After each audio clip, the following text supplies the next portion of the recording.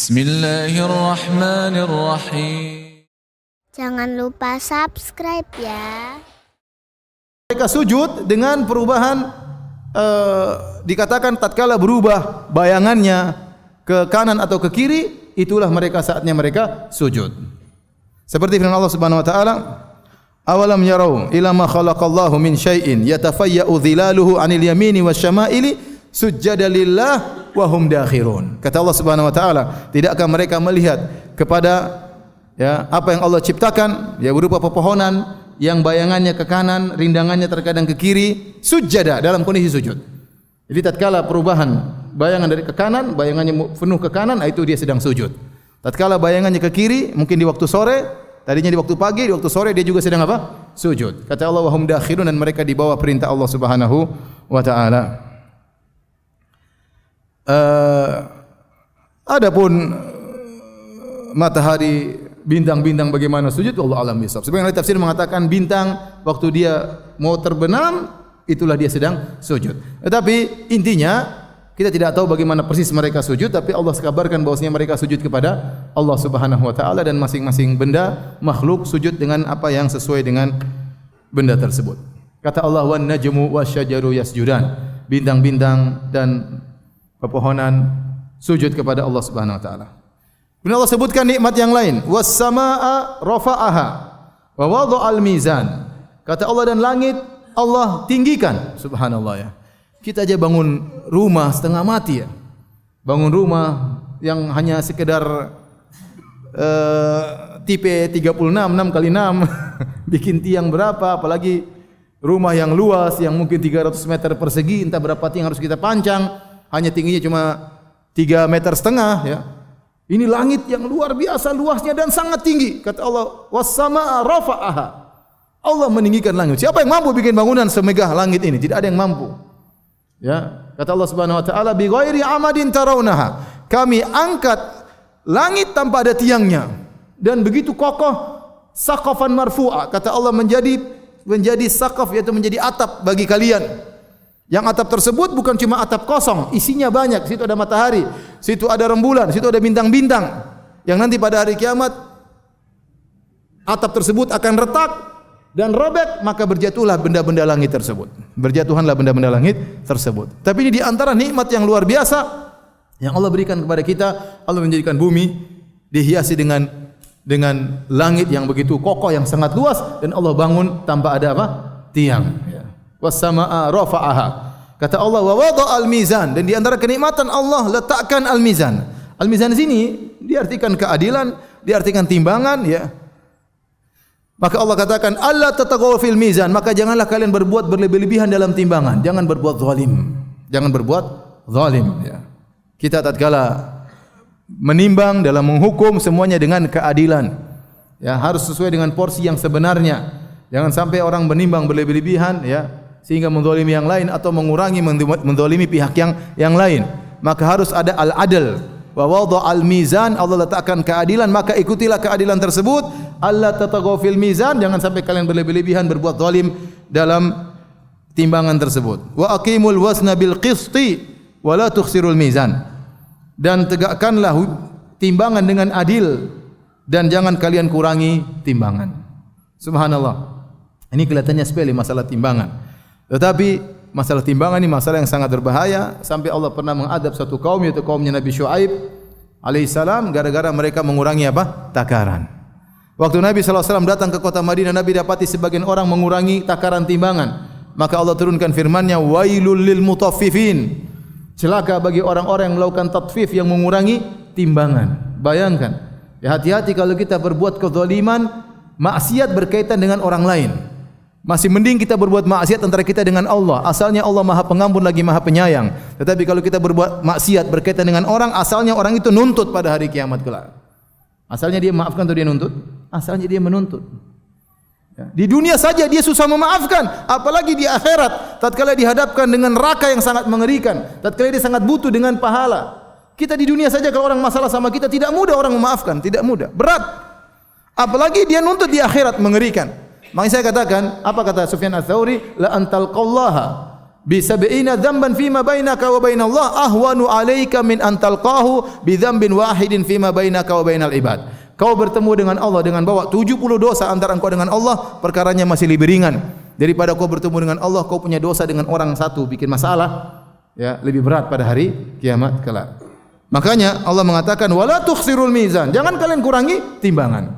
Sebagian ahli tafsir disebutkan oleh Al-Qurtubi, dia mengatakan jangan kalian kurangi mizan hasanatikum yaumal qiyamah, jangan kalian kurangi timbangan kebaikan kalian pada hari kiamat kelak. Dan ini merupakan al-jazaa' min jinsil amal. Kalau kita jual barang, kita kurangi timbangannya, maka timbangan kita hari kiamat akan berkurang. Kenapa? Karena kita telah menzalimi orang ini, dan pada hari kiamat kelak pahala kebaikan kita akan ditransfer ke orang tersebut.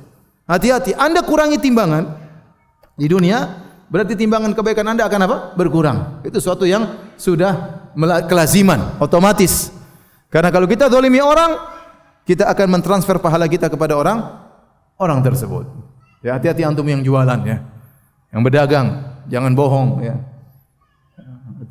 Dan banyak cara-cara orang untuk melakukan kebohongan dengan mengurangi takaran. Setiap dia kurangi takaran, maka sungguhnya dia telah mengurangi timbangan kebaikannya di akhirat kelak. Kata Allah Subhanahu wa taala, "Wal arda wada'aha lil anam." Nikmat berikutnya, kata Allah, dan bumi kami letakkan di dunia, kami mudahkan, ya, mihadan, kami siapkan di atas muka bumi ini lil anam, bagi manusia dan juga bagi hewan-hewan ternak, ya, bagi manusia. Al anam asalnya manusia. Ini dalil bahwasanya bumi Allah siapkan untuk manusia, ya. Oleh karenanya manusia tidak bisa hidup normal di luar bumi, enggak mungkin. Apalagi dalam surat Al-A'raf kata Allah Subhanahu wa taala kepada Nabi Adam waktu diturunkan ke atas muka bumi, kata Allah Subhanahu wa taala, ihbitu ba'dukum li ba'dhin adu walakum fil ardi mustaqarrun wa mata'un ila hin. Kemudian kata Allah Subhanahu wa taala, qala fiha tahyauna wa fiha tamutuna wa minha tukhrajun. Kata Allah, ya Adam, turunlah engkau di atas muka bumi. Nanti kalian setelah beranak pinak akan saling bermusuh-musuhan di antara kalian. Walakum fil ardi mustaqarrun, dan bumi akan menjadi tempat tinggal kalian sampai waktu yang telah ditentukan. Kemudian kata Allah Subhanahu wa taala, fiha tahyauna, di situlah kalian akan hidup. Di sini ada mendahulukan jar majrur fiha tahyauna, dan kaidah dalam bahasa Arab kalau didahulukan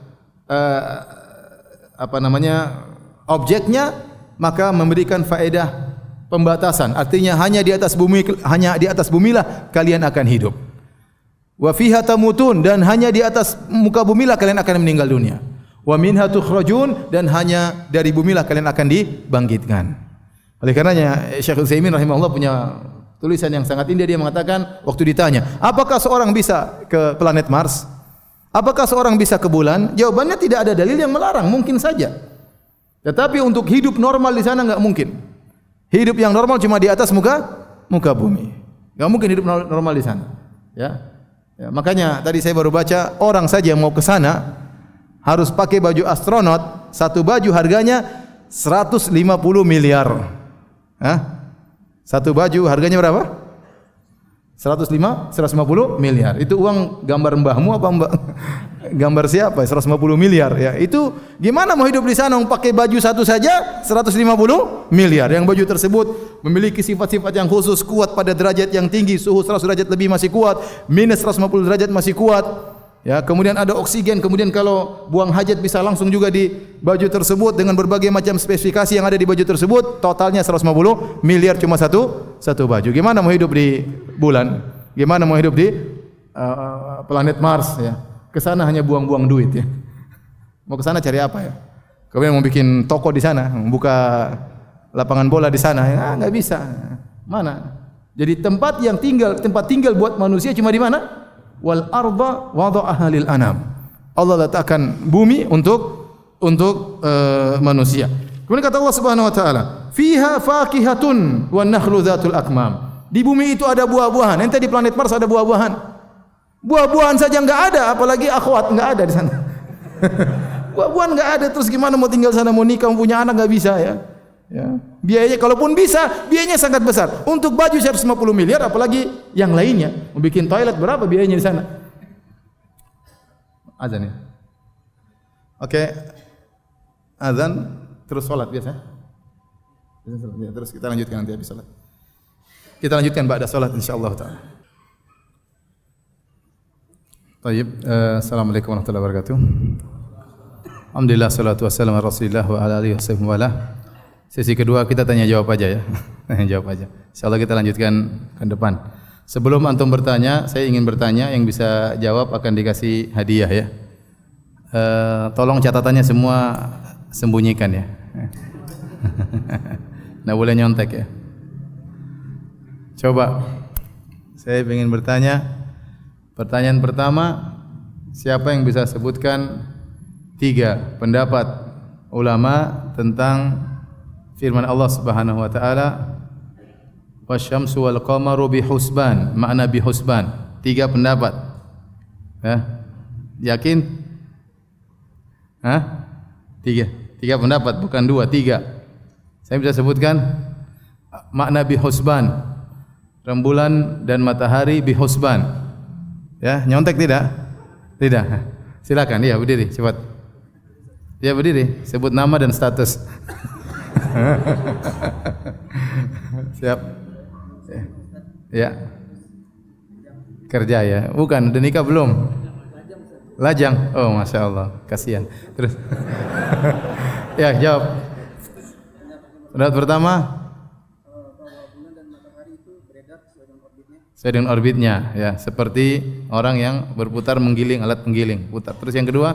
Yang kedua bahwa benda langit bulat termasuk matahari dan bulan. Iya, matahari dan bulan ya, kita lihat bulat semua, benda-benda langit semuanya bulat. Apa yang membedakan dengan bumi? Bumi. Yang ketiga? Yang ketiga bulan dan matahari beredar sesuai dengan waktu yang ditentukan. Iya, masya Allah, tabarakallah. Baik, silakan pilih yang mana? Hah? Pilih yang mana? Silakan. Jangan terpedaya dengan besar kecil ya. Yang mana? Ini. Oke deh, insyaallah. Allah barik fiik. Barakallahu fiik. Baik, pertanyaan kedua.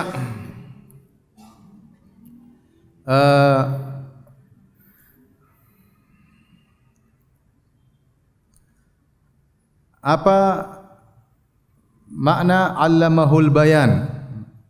Silakan, Pak. Berdiri. Ya. Masya Allah. Status? Udah jelas. Silakan Pak, silakan sini. Silakan Pak, maju.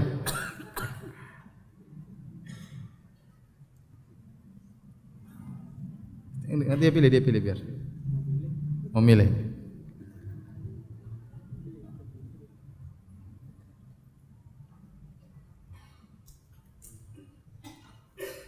Atau silakan yang mana? Saya juga nggak tahu isinya. Salam dulu, Pak. Waalaikumsalam warahmatullahi wabarakatuh. Silakan, yang mana? Ini dia, Pak. Oke, masya Allah. Terima kasih. Ya, sama-sama. Pertanyaan yang ketiga, apa bedanya Ar-Rahman dengan Ar-Rahim? Siapa yang bisa jawab? Silakan. Ya, dia di luar angkat tangan. Cepat.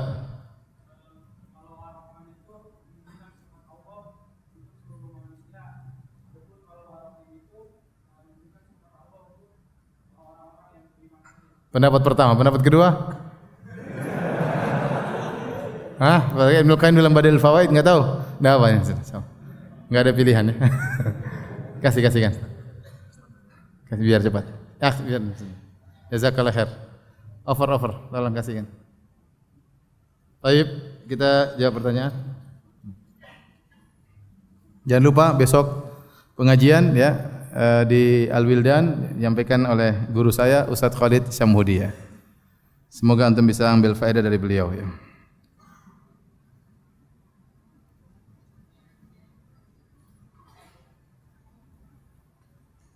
Saya kalau beli solar misalkan 200.000 sama operatornya dipotong Rp1.000 jadi cuma 199.000 saja.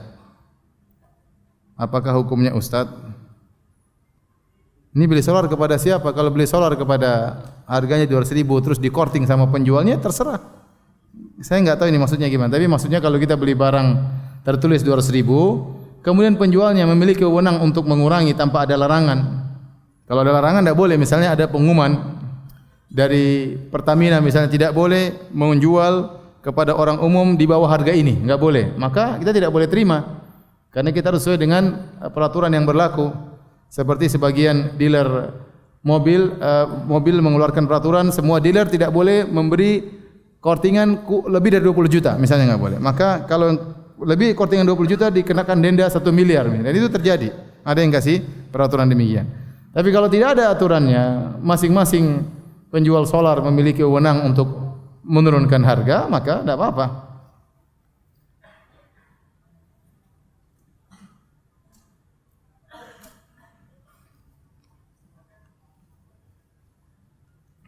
Jika solat jenazah di masjid yang di balik tembok kiblatnya ada kuburan, berdosa atau tidak? Jika berdosa, dosa besar atau dosa kecil? Ini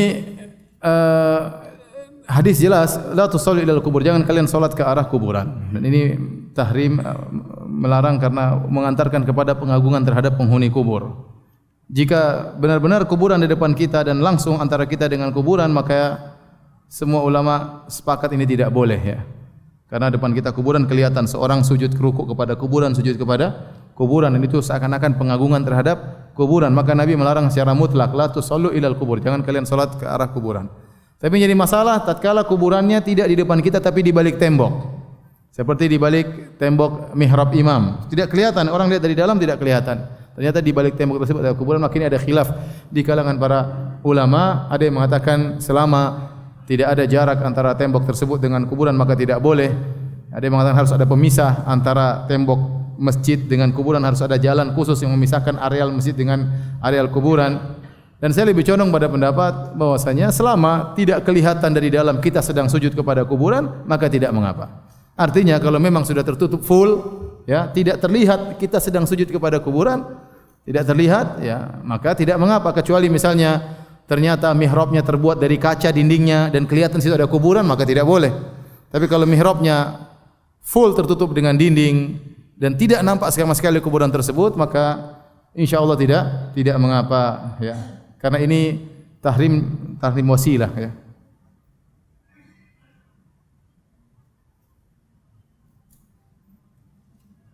Ustaz, bolehkah membaca zikir pagi petang berjamaah sama-sama dengan anak dan istri dengan tujuan untuk menjadi kebiasaan dalam keluarga? Masih tidak apa-apa kita kumpul bareng-bareng, tapi masing-masing baca sendiri-sendiri.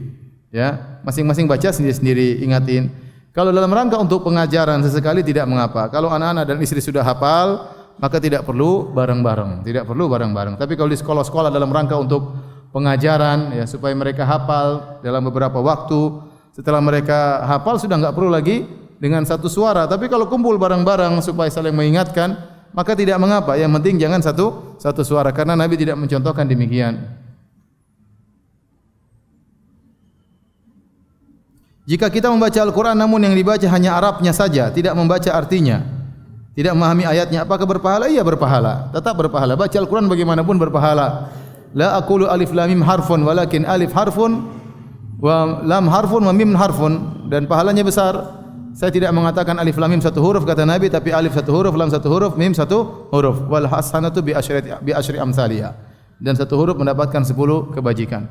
Tetapi kalau dia baca artinya tentu lebih afdal, karena tujuan kita baca Al-Quran adalah untuk memahami artinya. Antum bayangkan kita baca surat Ar-Rahman saja tanpa artinya, kita merasa bahagia meskipun tanpa mengetahui apa artinya. Kita dengar saja ya.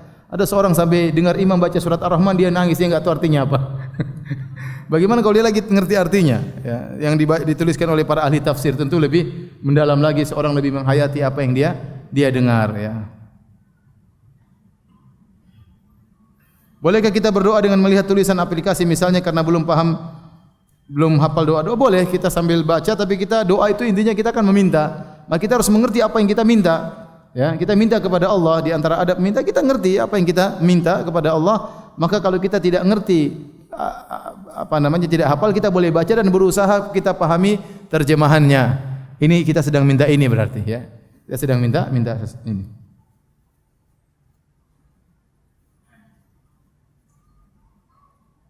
Jangan sampai kita salah baca, lagi ribut sama istri kita baca doa, ya Allah hancurkan orang kafir. Hancurkan yang sehancur-hancurnya, padahal kita doain buat istri doa yang lain. Maka dia harus baca ngerti maknanya apa. Ustaz, apakah benar katak berzikir dengan suaranya? Itu saya tidak tahu. Apakah tak berzikir dengan suaranya atau sedang panggil istrinya? Saya enggak tahu. Oh alam ya. Tapi hewan-hewan mereka bertasbih kepada Allah. Tapi bagaimananya? Saya enggak tahu. Apakah burung berkicau dia sedang berzikir atau dia sedang ngobrol sama tetangganya? Wallahu alam bisawab. Kalau dari kisah Nabi Sulaiman dalam surat An-Naml, Nabi Sulaiman mendengar semut berbicara dengan yang lain. Ya.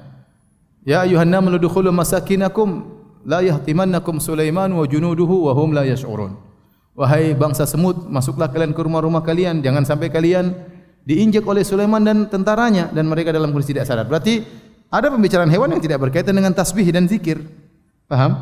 Mereka terkadang berzikir, terkadang mereka berbicara di antara mereka. Wallahu a'lam bishawab. Ustaz, dalam memilih pasangan dianjurkan sekufu. Dalam syariat kufu ini lebih ditekankan secara agama atau status sosial? Sekufu ini sekedar untuk status sosial. Dalam syariat sih tidak ada ya. Yang dilihat adalah agama. Tetapi kenyataannya kita lihat situasi dan kondisi. Terkadang seorang menikah dengan misalnya orang Jakarta, nikah dengan orang kampung. Ternyata orang kampung tersebut tidak ngerti sama sekali tentang tradisi di Jakarta. Kemudian dia datang di kota, kemudian dia bergaul, akhirnya dia merasa susah, dia merasa repot. Ya, tapi ini tidak, ini hanya sekedar sosial saja. Artinya kita memilih orang yang misalnya saya tinggal di Jakarta, saya lebih senang tinggal orang Jakarta yang lebih ngerti dengan tradisi saya misalnya. Atau saya orang Jawa, saya lebih senang nikah sama orang Jawa yang lebih kenal tradisi saya. Misalnya Arab, lebih senang dengan orang Arab. Kalau dengan suku lain mungkin terkadang tidak cocok tradisinya. Kalau syarat Islam tidak ada, ya. Cuma ini sekedar untuk agar rumah tangga bisa berjalan dengan apa? Dengan lebih baik, dengan lebih baik, ya. Ya, terkadang dengan perbedaan status sosial menjadikan ketimpangan dalam kehidupan rumah tangga. Ya, ternyata misalnya seorang wanita sangat kaya raya kemudian menikah dengan seorang lelaki yang sangat miskin ya. Kemudian dia ketemu dengan keluarga yang dia tidak bisa menghadapi keluarga tersebut. Akhirnya dia sendiri yang tersiksa, dia merasa susah, dia merasa minder, dia merasa dikucilkan dan lain-lain. Itu yang dikhawatirkan. Tapi kalau ternyata dia miskin tapi dia bisa membawa diri, dia bisa berbicara dengan berbagai macam status orang-orang status sosial stratanya berbeda-beda, dia bisa membawa diri, maka enggak ada masalah, enggak ada larangan sama sekali. Jadi masalah sekufu ini hanya sekedar untuk bisa rumah tangga bisa lebih langgeng, lebih bisa mesra, lebih bisa jalan dengan baik. Adapun kalau dalam syariat tidak ada, yang penting adalah bertakwa kepada Allah Subhanahu wa taala, berakhlak mulia.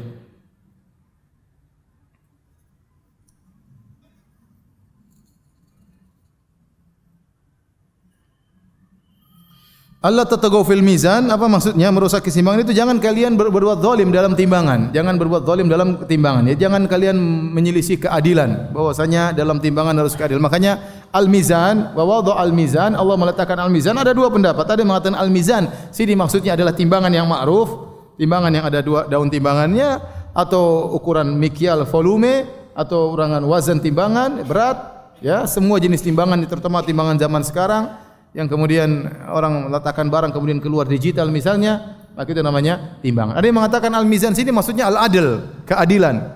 Dan di antara keadilan adalah menimbang dengan benar. Di antara keadilan adalah mengukur volume dengan benar yang seharusnya. Jadi Allah tatagaw fil mizan, jangan kalian berbuat kezaliman dalam menimbang, jangan kalian keluar dari keadilan.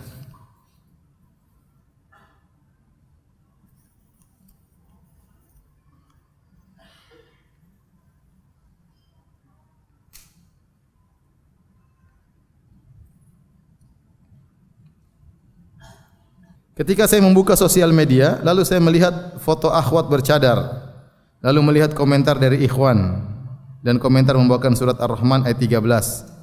Fabi ayyi ala'i rabbikuma tukadziban. Nikmat Rabbmu mana yang kau dustakan? Maksudnya apa maksudnya? Maksudnya akhwat itu saya enggak tahu. Tanya ikhwan itu yang komentar.